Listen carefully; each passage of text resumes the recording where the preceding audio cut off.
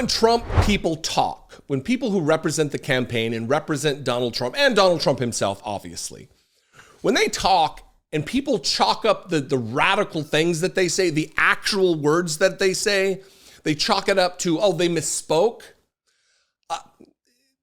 After a while, you kind of have to stop doing that. So when Lara Trump went on with Maria Bartiromo, she went on with the woman who brought us a conspiracy theory about the elections that was emailed to her from a woman who said the wind tells her she's a ghost, but she doesn't believe that crazy old wind. She didn't tell us that part, but she did bring us the conspiracy theory. When Lara Trump goes on and says that we're going to be tracking illegal citizens and making sure they don't vote, people would say, well, what she means is illegal aliens, illegal migrants. That's what she means. But she said illegal citizens.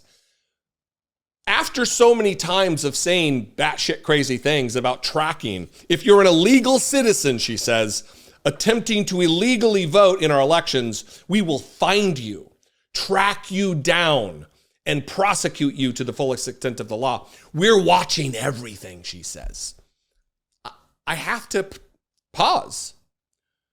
Are they going to be, do they think there are illegal citizens? Are they going to be targeting American citizens that they believe shouldn't be American citizens? It's a question.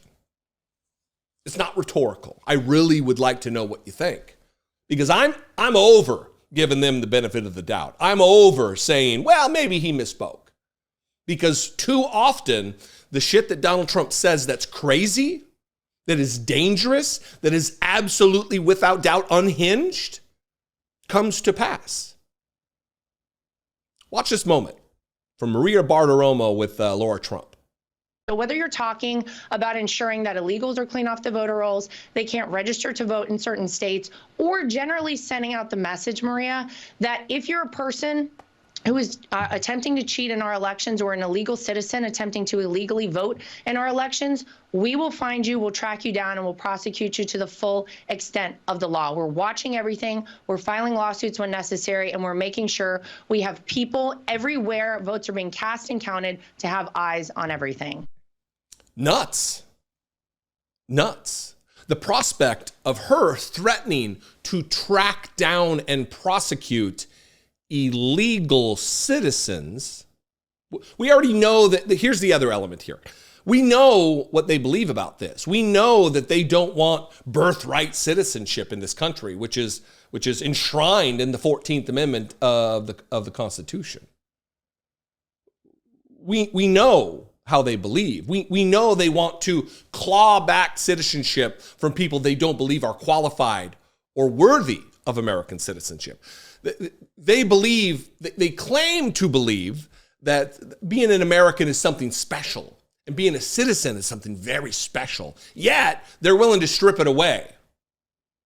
When, if you really believe that, then it should be something that cannot be taken.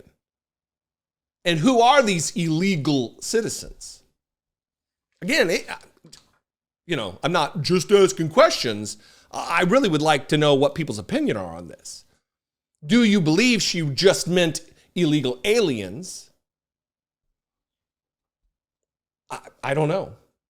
But I know she's detached from reality. I know that she's either trying to desperately spin a narrative that doesn't exist, trying to create an alternate reality, because in another portion of the interview, she talked about the DNC, the Democratic National Convention, that I was just at. I just left Chicago days ago. And she's trying to tell Maria that, what is the word she used? I think the American people were probably left feeling hollowed and empty after watching that Democratic National Convention. Let's play that clip and then we'll discuss that on the other side. Yeah, well, listen, we were very proud of the Republican National Convention. I think what people saw with our convention is that you actually saw a path forward for this country. You saw Donald Trump and people every single night of our election, or of our convention, lay out how we are going to make life better for you. I didn't hear a single night of anybody talk at the DNC about that. You saw unity with our party from the RNC. You had a very positive feeling coming out of that. The DNC was a lot of Trump hating. It seems like they're attempting to run on hating Donald Trump, on platitudes, on vibes, and on emotion. That is not going to put food on the table for the people of this country. That is not going to bring down your gas prices. That is not going to get us out of wars around the world. Donald Trump had a plan. He put it in place in 2016 when he won that election. He has done this job before, and we demonstrated at our convention how he would do it again. You haven't heard a single thing from the Democrats on the other side, Maria. And so I think the American people are probably left feeling pretty hollow and empty after watching that DNC. Because, again, you know, you're not going to get your grocery prices lower, and you're not going to stop the fentanyl pouring over our southern border by electing people based on emotion and vibes. What we witnessed in this Democratic National Convention in 2024 was a marvel. And I'm not even talking about the star power, the Lil Jon coming out during roll call, and Stevie Wonder, who I got to watch. Amazing. I'm not talking about that. I'm talking about the policies that were talked about. Unity, patriotism, literal love of country, which can be accomplished without demonizing others. It was a love and joy fest, which they're now mocking. And it's in stark contrast to the Republican National Convention. The two parties and their positions could not be more different. The approach to dealing with other human beings could not be more different. Democrats largely are not afraid of the future, not afraid of other human beings in our periphery. Republicans are. Republicans are afraid of poor people. They're afraid of brown people and black people. They're afraid of migrants. They're afraid of anybody who's not a rich, white, straight man. They're afraid of everyone they shouldn't be afraid of, and they have no fear of those who they should be afraid of. The people who are gunning, metaphorically speaking, to take from them. The wealthy in this country, the politically connected in this country, the idiots who are putting forward the Project 2025, who want to destroy the environment, who want to rip apart our democracy, ending our democracy, leaving Donald Trump in a position to be a dictator on day one. It's bizarro world. It's topsy-turvy. Up is down, white is black, right is wrong for Republicans. Anyway, what do you think? I'd love to know. We can comment and talk about it in the comments. I would appreciate it. That'll trigger YouTube to share this content with new audience members, and that is great.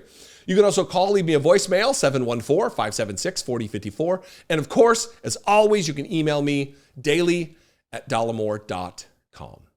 Please consider supporting this work, helping me reach the tens of millions of people that I do on a monthly basis. That would be fantastic. Helping me produce these very videos. You can take part in that. $2 a month is all it takes. Click the join button below, see what's involved in becoming a channel member. Go over to my Patreon page as my voice and lips fail me. Patreon.com/IDoubtItPodcast. Same situation, just a different giving mechanism. I would appreciate it very much. Follow me on social media. I'm at Dollemore everywhere. I'd love to see you there. And I'll see you next time. Until then, be genuine. Take care of one another.